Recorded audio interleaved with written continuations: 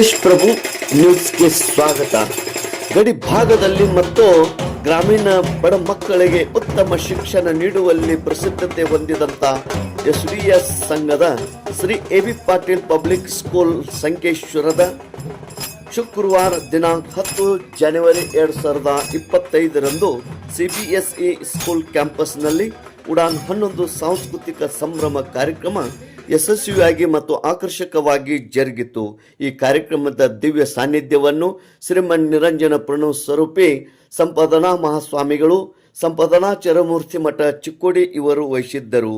ವಿಶೇಷವಾಗಿ ಮುಖ್ಯ ಅತಿಥಿಗಳಾಗಿ ಆಗಮಿಸಿದಂಥ doctor Bhimashankar S Guled, IPS ಜಿಲ್ಲಾ ಪೊಲೀಸ್ ವರಿಷ್ಠ ಅಧಿಕಾರಿಗಳು ಬೆಳಗಾವಿ, ಅದೇ ರೀತಿ ವೇದಿಕೆ ಮೇಲೆ doctor NP Hawal, director SDS ಸಂಘ, BS ವೈರಾಗಿ, ಡೈರೆಕ್ಟರ್ SDS ಸಂಘ, GC ಕೊಟಗಿ, ಸೆಕ್ರೆಟರಿ SDS ಸಂಘ, doctor BA Pujari, administrator SDS ಸಂಘ, ಅದೇ ರೀತಿ SDS ಸಂಘದ ದಿಗ್ದರ್ಶಕರು ಹಾಗೂ ವಿಶೇಷ ಆಮಂತ್ರಿತರು ವೇದಿಕೆ ಮೇಲೆ ಆಸೀನರಾಗಿದ್ದರು.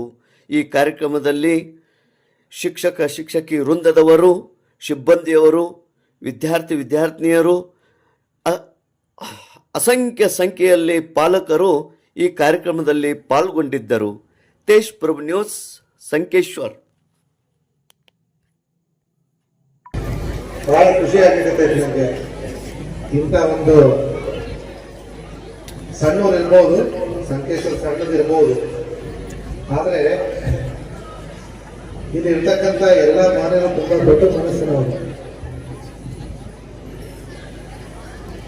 ಇಲ್ಲಿ ಬರ್ಬೇಕಾದ್ರೆ ಸ್ವಲ್ಪ ಶಾಲೆ ಬಗ್ಗೆ, ಈ ಸಂಘದ ಬಗ್ಗೆ ತಿಳ್ಕೊಂಡೆ. 1929ರಲ್ಲಿ ಈ ಸಂಘ ಶುರುವಾಗಿ ಈ ಭಾಗದಲ್ಲಿ, ಅದನ್ನು ವಿಶೇಷವಾಗಿ ಗ್ರಾಮೀಣ ಭಾಗದಲ್ಲಿ ಮಕ್ಕಳಿಗೆ ಒಂದು ಒಳ್ಳೆಯ ಶಿಕ್ಷಣವನ್ನ ಕೊಡುವಂತ ಮಹತ್ ಕಾರ್ಯವನ್ನು ಮಾಡ್ತೇವೆ.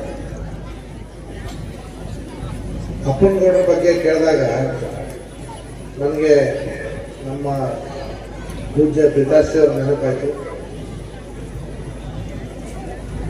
ಅಪ್ಪನಗೌಡರು ಅಟ್ಲೀಸ್ಟ್ 4ನೇ ತನಕ ಕಲ್ತಿದ್ರು.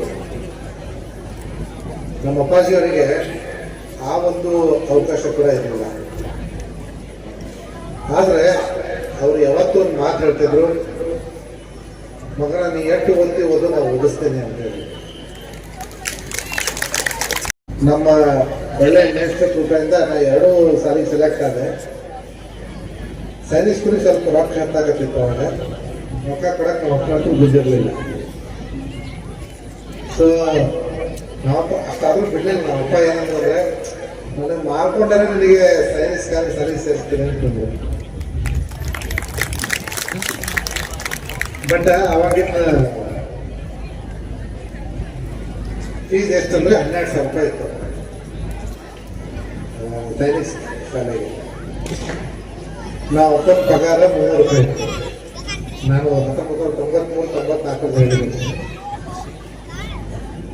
ಹಂಗೆ ಹೆಚ್ಚಾಗಿ ಮಾಡ್ತೇವೆ. ಅಪ್ಪ ಮಾರ್ಕೊತಂದ್ರೆ ಎಷ್ಟು ಸತಿ ಮಾಡ್ಕೊತೀವಿ, ಒಂದೇ ಸತಿ ಮಾರ್ಕೊಳಕ್ಕಾಗುತ್ತೆ, ಪ್ರತಿ ವರ್ಷ ಮಾರ್ಕೊಳಕ್ಕಾಗಲ್ಲ ಅಂತ. ಬಟ್ ನಮ್ಮ ಅಪ್ಪಾಜಿಗೆ ಬಹಳ ದುಃಖ ಆಗಿತ್ತು, ನನ್ನ ಮಗನಿಗೆ ಸೈನಿಕ್ ಶಾಲೆಗೆ ಸೇರಿಸ್ಲಿಕ್ಕೆ ಆಗ್ತಿಲ್ಲ ಅಂತ. ಯಾಕಂದ್ರೆ ಬೇರೆ ನಮ್ಮ ಊರೊಳಗೆ ಹಂಗೆ ಹೇಳ್ಕೊಳ್ಳೋಂಥ ಸಾಲ ಇರಲಿಲ್ಲ. ಆದ್ರೂ ನಮ್ಮ ಅಪ್ಪನೇ ಕನ್ವಿನ್ಸ್ ಮಾಡಿದೆ, ಇಲ್ಲ ನಮ್ಮ ಇದೇ ಶಾಲೆಯೊಳಗೆ ಚಲೋ ಓದ್ತೀನಿ ಅಂತ. ಆಮೇಲೆ ನವೋದಯ ಶಾಲೆ ರಿಸಲ್ಟ್ ಬಂತು. ನವೋದಯ ಹೆಂಗಂತಂದ್ರೆ, ನೀವು ಹಾಕೊಳ್ಳೋ ಪ್ಯಾರಾಮಿನ್ ಚಪ್ಪಲಿಂದ ಹಿಡ್ಕೊಂಡು ತಲೆಗೆ ಹಚ್ಕೊಂಡು ಕೊಬ್ಬರಿ ಎಣ್ಣೆದಂತೆ ಎಲ್ಲ ಫ್ರೀ, ಫುಲ್ ಬೆಸ್ಟ್ ಆದ ನಾವು. So out of the 2 Sainik ಮತ್ತೆ ನವೋದಯದಲ್ಲಿ ನಾನು ಅವತ್ತು ನವೋದಯ ಶಾಲೆಗೆ ಸೇರಿದೆ. ಎಷ್ಟೇ ಇದ್ರು ಕೂಡ ನಮ್ಮಪ್ಪ ಯಾವಾಗಲೂ ತಿಂಗಳಿಗೆ ಒಂದ್ಸತಿ ಬರ್ತಿದ್ರು, ಹೇಳ್ತಿದ್ರು.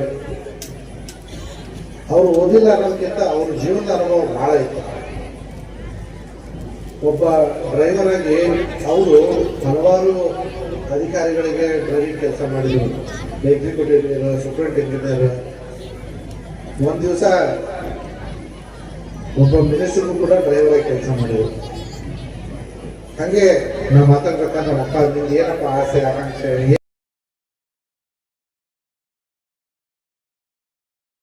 ಒಂದು ಗ್ರಾಮ ಪಂಚಾಯತಿ ಅವರು ಒಂದು ಕರಾರ್ ಪಾಸ್ ಮಾಡಿದ್ದಾರೆ. ಏನ್ ಕರಾರ್ ಪಾಸ್ ಮಾಡಿದಾರೆ ಅಂದ್ರೆ, ಸಂಜೆ 7 ಗಂಟೆಗೆ ಪಾಲಕರು ಯಾರ ಮೊಬೈಲ್ ಅನ್ನ ಬಳಸಕೂಡದು ಅಂತ ತಿಳ್ಕೊಂಡು ಕರಾರ್ ಪಾಸ್ ಮಾಡಿದ ಪಂಚಾಯತಿ ಅವರು.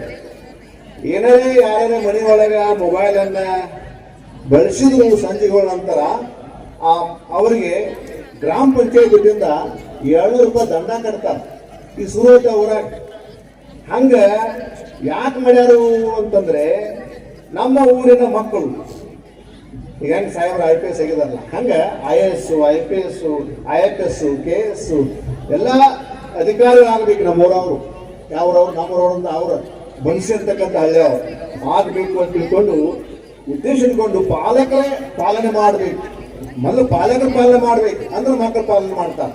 ಮತ್ತೆ ನಾವು ಒಂದೊಂದು ಏನು ಕೂತ್ಬಿಟ್ಟು ಅಂದ್ರೆ ಹುಡುಗ ಏನ್ ಮಾಡ್ತಾರೆ ಅಭ್ಯಾಸ ಅಂದ್ರೆ ಪಾಲಕರ ಲಕ್ಷ್ಯ ಮಕ್ಕಳ ಕಡೆ ಹೋಗ್ಬೇಕು. ಮಕ್ಕಳು ಅಭ್ಯಾಸ ಮಾಡ್ತಾರೆ ಎಲ್ಲೋ ಅನ್ನೋದು ತಿಳ್ಕೋ ಸಲುವಾಗಿ ಅದನ್ನು ಮಾಡಿದ್ದಾರೆ.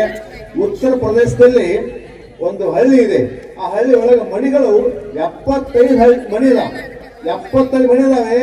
ಆ ಊರೊಳಗೆ 35 ಜನ IAS ಆಫೀಸರ್ ಆಗಿದ್ದಾರೆ.